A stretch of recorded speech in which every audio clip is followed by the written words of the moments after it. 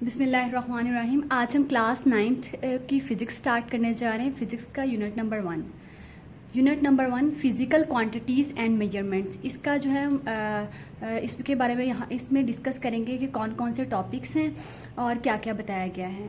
अब फ़िज़िक्स जो है अक्सर सोचने में तो जो है वो सुनने में स्टूडेंट्स को लगता है फ़िज़िक्स बहुत बोरिंग सब्जेक्ट है, लेकिन इसे कि हम क्यों पढ़ते हैं, लेकिन इसे पढ़ना भी ज़रूरी है। क्योंकि जब हम अपनी जो बारे में बात करें, हम ज़मीन के बारे में बात करते हैं, ज़मीन किस तरह से घूमती है, अगर घूमती है तो हम गिरते क्यों नहीं हैं। सूरज जो है ज़मीन जो है वो सूरज के गिर्द गर्दिश करती है, इसी तरह चाँद जो है वो ज़मीन के गिर्द गर्दिश करता है। तो इन सारी चीज़ों को पढ़ने के लिए हमें फ़िज़िक्स को पढ़ना पड़ेगा।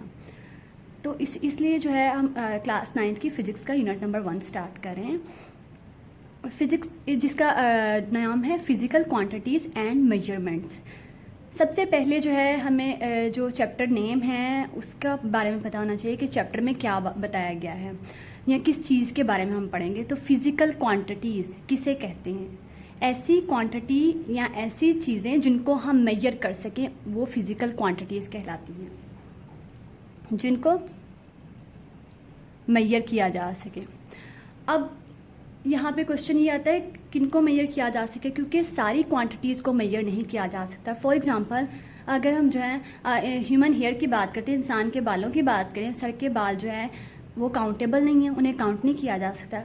लेट सपोज अगर कोई गिन भी लेता है कि मेरे सर पे जो इतने बाल हैं, तो नेक्स्ट डे अगले दिन हेयर फॉल की वजह से या न्यू हेयर ग्रोथ की वजह से वो नंबर चेंज हो जाता है। इसी तरह हम दरख्तों के पत्ते नहीं गिन सकते। तो सारी क्वांटिटीज़ जो है उन्हें मेजर नहीं किया जा सकता, सिर्फ कुछ क्वांटिटीज़ को मेजर किया जा सकता है। तो जिन क्वांटिटीज़ को मेजर किया जा सकता है उन्हें कहते हैं फ़िज़िकल क्वांटिटीज़। दूसरा है मेजरमेंट्स। मेजरमेंट्स का मतलब है हमने जो इंस्ट्रूमेंट्स इस्तेमाल करने हैं, जो यूनिट्स इस चैप्टर में यूज़ करने हैं, उन सबको हम मेजरमेंट्स में पढ़ेंगे। अब जो है इस टॉपिक में क्या क्या डिस्कस करना है, हमने डिस्कस करना है इंट्रोडक्शन टू फिज़िक्स। इसमें हम फिज़िक्स के बारे में पढ़ेंगे, फ़िज़िक्स क्या है और फिज़िक्स जो है उसकी कौन कौन सी एप्लीकेशंस है डेली लाइफ में। फ़िज़िकल क्वांटिटीज़ चैप्टर में बताया, चैप्टर के स्टार्ट में ही मैंने बता दिया था कि ये वो क्वांटिटीज़ हैं जिनको मेजर किया जा सकता है। International system of units. अब हर चीज़ को जो है मालूम करने के यूनिट्स होते हैं। लेट सपोज़ यहाँ पे मैं लिखती हूँ 106। 106 क्या? अगर फॉर एग्ज़ाम्पल मैं 106 कहती हूँ मीटर्स तो हमें पता लग गया लेंथ। अगर मैं कहती हूँ 60 सेकेंड्स तो हमें पता लग गया टाइम।